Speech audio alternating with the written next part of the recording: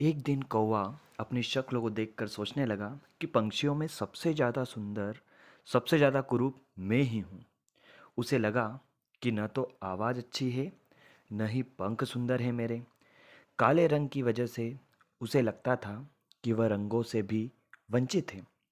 ये सारी बातें सोचने की वजह से उसके अंदर हीन भावना से ग्रसित होकर दुखी भी रहने लगा।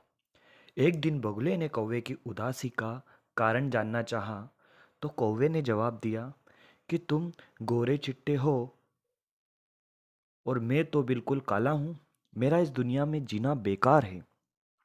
बगुले ने कहा कौवे से कि दोस्त, मैं कहाँ सुंदर हूँ। तोते को देखो, हरे पंख और लाल चोंच। काश मेरे पास भी ये सब होता। बगुले की बात सुन कौवे को सुंदरता को जानने की इच्छा हुई। उसने सोचा कि मैं तोते के पास जाता हूँ। वह तोते के पास पहुंचकर बोला कि तुम इतने सुंदर हो, खुश तो तुम बहुत होते होंगे। जवाब में तोते ने कहा कि मैं खुश तो था, लेकिन मोर को देखकर दुखी हो गया, क्योंकि वह मुझसे ज़्यादा सुंदर होता है। मोर की खुशी जानने के लिए कौवा उसे जंगल में खोजने लगा, परंतु उसे एक भी मोर नहीं दिखाई दिया। जंगल वालों से पूछने के बाद पता चला कि मोर को चिड़ियाघर वाले उठाकर ले गए हैं। कौवा मोर की तलाश में चिड़ियाघर पहुंच गया।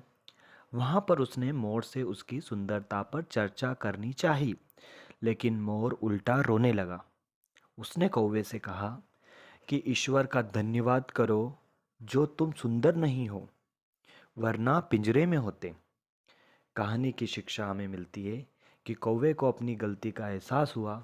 उसे समझ आया कि ईश्वर की बनाई चीज़ों पर हमें कभी भी सवाल नहीं करना चाहिए। दोस्तों, अगर कहानी आपको अच्छी लगी हो तो ऐसे ही कहानियों को और आगे पढ़ने के लिए चैनल को सब्सक्राइब करें।